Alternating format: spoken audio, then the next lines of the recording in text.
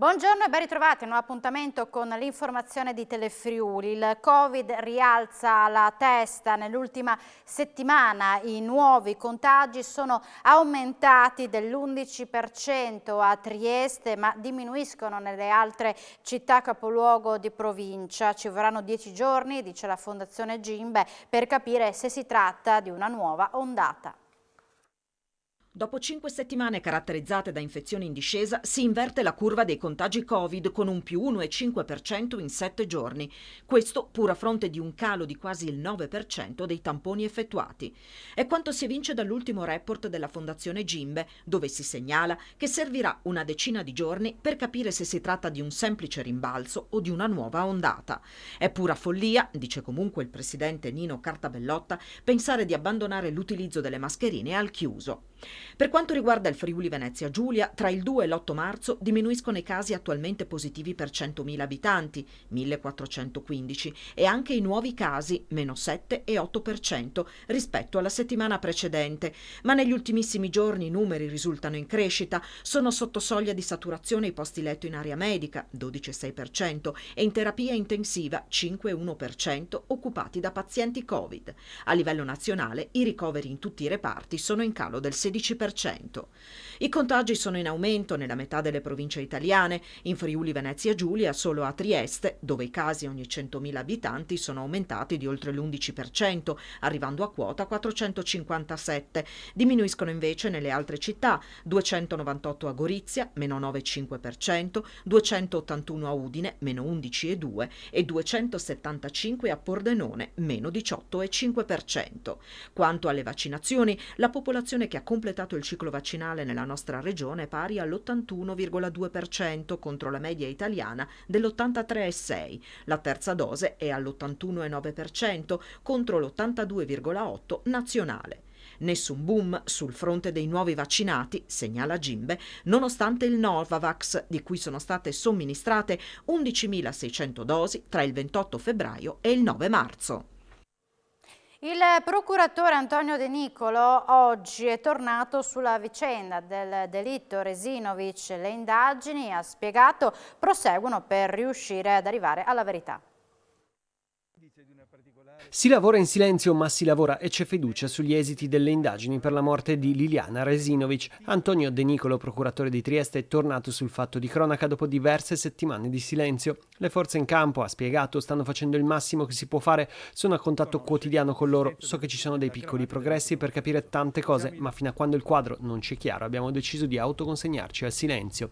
L'ipotesi del suicidio resta quella più accreditata, anche se il quadro è complesso. La donna era scomparsa da casa il 14 dicembre e il suo corpo ritrovato il 5 gennaio nel parco dell'ex OPP, in linea d'aria non troppo lontano dall'abitazione. Il marito, Sebastiano Visentin, si è sempre detto estraneo alla vicenda e il suo alibi è stato verificato più volte. Nel cuore della donna però c'era anche un altro uomo, Claudio Sterbin, il quale aveva detto che i due stavano progettando un futuro insieme. Sul caso Resinovic, ha proseguito De Nicolo, tutti parlano tranne noi che abbiamo scelto la via del silenzio. Il vero investigatore è la squadra mobile dotata di veri investigatori. Deve lavorare con pazienza senza far trapelare nulla di quello che sta facendo. Molti altri fanno rumore, noi no. Nei prossimi giorni dovrebbero arrivare gli esiti degli esami tossicologici, definiti molto complessi dagli inquirenti, e a quel punto il quadro sarà definitivamente chiaro. Tappa interlocutoria nella complicata vicenda di Giovanni Belmonte. Il dirigente della questura di Udine è accusato dalla procura di Bologna di prostituzione minorile per uno scambio di persona. Il tribunale del riesame del capoluogo emiliano ha dichiarato inammissibile la richiesta di un annullamento della misura cautelare ai domiciliari a cui Belmonte è stato sottoposto per alcuni giorni. Probabilmente, spiega il difensore del funzionario, l'avvocato Stefano Coman, l'inammissibilità è dovuta al fatto che gli arresti domiciliari erano stati revocati. A questo punto, conclude, attenderemo la definizione delle indagini e in caso chiederemo l'immediata archiviazione del fascicolo. Dopo Tor Viscosa, cambio di sindaco anche a Vajont, dopo il riconteggio delle schede, il TAR ha assegnato la vittoria a Virgilio Barzan, che diventa così il nuovo primo cittadino, ai danni di Lavinia Corona, che era stata rieletta a ottobre. Cambierà anche la composizione del Consiglio Comunale. Ribaltone elettorale a Vajont. Il TAR del Friuli Venezia Giulia, dopo il riconteggio dei voti delle elezioni comunali del 3 e 4 ottobre scorso, ha accolto il ricorso di Virgilio Barzan, sostenuto dalla lista Vajont Presente e Futuro, proclamandolo sindaco ai danni di Lavinia Corona, che era stata inizialmente rieletta nelle fila di Vajont 3, progetto comune, risultata vincitrice con 421 voti contro i 418 dello sfidante. Barzan però aveva da subito lamentato alcune irregolarità, soprattutto in relazione ad incongruenze sulla compilazione del verbale dell'unica sezione del comune e la contestazione di alcune schede. A fine novembre Barzan, rappresentato dagli avvocati Giulia Milo e Giulia Battistella, aveva presentato ricorso al TAR, il quale lo aveva accolto disponendo il riconteggio. L'amministrazione comunale in carica si è opposta attraverso l'avvocato Maurizio Paniz. Lo spoglio è stato nuovamente effettuato ed è stato accertato un errore della commissione elettorale nel conteggio complessivo delle schede. Così l'esito ha ribaltato il risultato, assegnando 422 voti a Barzan contro i 420 di Corona. Il TAR, che oggi ha pubblicato la sentenza, ha così assegnato la carica di sindaco a Virgilio Barzan.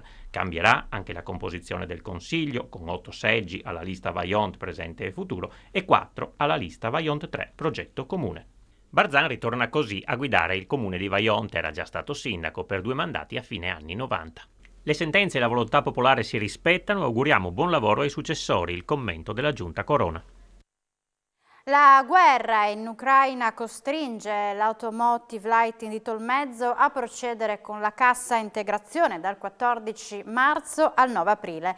L'azienda ha confermato oggi la richiesta per tutti gli 837 dipendenti che saranno coinvolti dall'ammortizzatore solo in base alle esigenze e ai volumi di lavoro.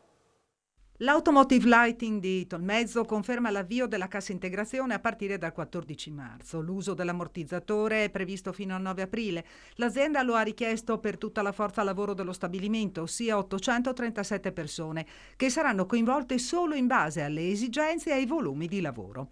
La trentina di interinali rimarrà fino alla scadenza del contratto. È quanto emerso oggi dall'incontro che si è svolto questa mattina tra la direzione del personale, rappresentanti dei lavoratori e organizzazioni sindacali e riferito da Liduino D'Orlando della FIM CISL dell'Alto Friuli.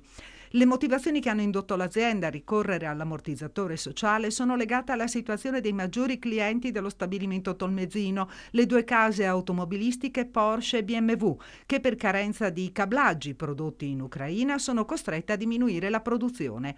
Da alcuni mesi, commenta D'Orlando, in Automotive viviamo alla giornata. Siamo passati, conclude, dalla cassa integrazione di novembre al lavoro straordinario di gennaio. A causa del lavoro altalenante, neanche l'azienda purtroppo riesce a pianificare. I soldi stanno finendo, i prezzi sono alle stelle e il futuro è fosco, ma resto qui. Questa è la testimonianza di Alberto Cicuttin, dipendente della Rizzani da Ecker, che vive da 16 anni tra Bielorussia e Russia, dove ha moglie e figli. Lo abbiamo contattato per farci raccontare la guerra vista da quel paese. Subito dopo l'applicazione delle sanzioni da parte dell'Unione Europea e dell'America a tutto il blocco che chiamerei ex russo, in particolare Russia e Bielorussia, si è assistito a un fenomeno che nei primi giorni poteva essere catalogato come isteria collettiva. Quindi code ai bancomat. A parlare Alberto Cicuttin, originario di Pocenia, che dal 2006 lavora tra Russia, dove ha moglie e 2 bambini, e Bielorussia per la Rizzani di Ecker, dove è anche vicepresidente degli industriali Est Europa. E lui a rimandarci un quadro sempre più critico. La gente è partita, è andata in banca e ha portato fuori i soldi, finché ce l'hanno fatta, perché ad oggi sono poi subentrati dei divieti da parte dello Stato russo al cambio. Quindi anche chi dovesse avere mantenuto dei risparmi in euro, in dollari, non li può più cambiare fino al 9 di settembre, questa è la situazione ad oggi, e soprattutto è finito il contante. A breve ci si aspetta la comparsa del mercato parallelo, la ricomparsa dei baratti e via dicendo. I russi assistono alla guerra ma tendono a evitare l'argomento. La gente non ama discutere di questi temi. perché una guerra a priori è comunque un evento negativo. Cicutin per ora non pensa a fuggire. Ad oggi, anche per le responsabilità professionali che mi trovo a ricoprire, non ho messo in programma di rientrare. Se dovessero verificarsi delle evoluzioni più serie delle cose, nel qual caso mi porterei sicuramente dietro anche mia moglie e i bambini. La Sogit di Grado è in prima linea nel supporto alle popolazioni ucraine, già partito dall'Isola del Sole un mezzo carico di beni di prima necessità. Siamo all'esterno della sede Sogit di Grado, è una delle tante realtà che stanno spingendo sulla solidarietà verso l'Ucraina. Marchesan, lei è il presidente del sodalizio, vi siete organizzati e state collaborando con un'altra associazione. Certo, noi stiamo collaborando con un'associazione a livello regionale, AIP, del presidente Roberto Gerardi, e a giorni partirà un nostro furgone verso il confine tra Romania e Ucraina per portare generi di prima necessità sia per le persone che per gli animali domestici. Grado ha risposto? Grado ha risposto benissimo, infatti non siamo solo noi che facciamo questo genere di servizi, ma tante altre persone, associazioni o privati hanno avuto la bellissima idea di fare dei centri di raccolta che hanno permesso di raccogliere tantissimo materiale, sia per quel che riguarda gli alimenti, sia per quel che riguarda bestiario e quant'altro, che sono già partiti alla volta ad esempio di Fernetti, dove accolgono i profughi che arrivano dall'Ucraina, e tutto quello che può servire a delle persone che stanno scappando, avendo lasciato tutto nelle loro abitazioni, essendo scappate praticamente con una misera valigia e basta. L'aumento del costo delle materie prime generato dalla guerra in Ucraina desta preoccupazione anche nel mondo dell'agricoltura, che deve fare i conti anche con un nuovo periodo di siccità. Ne abbiamo parlato con il presidente di Coldiretti Udine, Gino Vendrame. Agricoltori preoccupati per l'impennata nei prezzi delle materie prime. La crisi ucraina ha portato in poche settimane a triplicare il costo dei concimi, a duplicare quello del gasolio. E mentre la stagione delle semine è ormai alle porte, la categoria prova a fronteggiare queste criticità con l'attivazione di contratti di filiera. L'agricoltore si trova a dover acquistare i mezzi tecnici adesso, ma il suo prodotto sarà venduto a settembre, quando sarà in raccolta.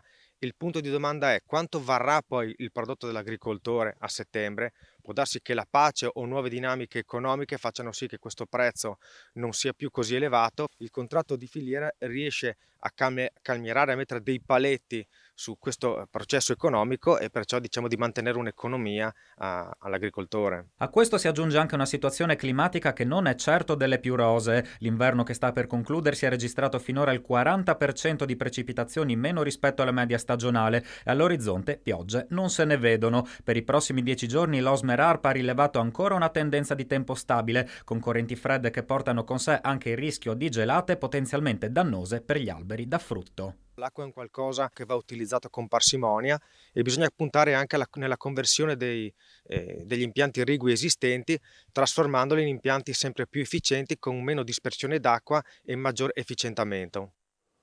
Il telegiornale termina qui, ma subito dopo la pubblicità appuntamento con A voi la linea. Grazie per l'attenzione e buona giornata.